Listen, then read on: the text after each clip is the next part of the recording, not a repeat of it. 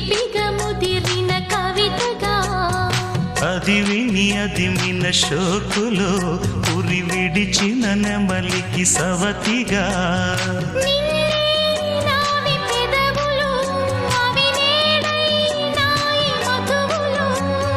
రెండు నాయి తనువులు అవి రేపవ్వాలి మనువులు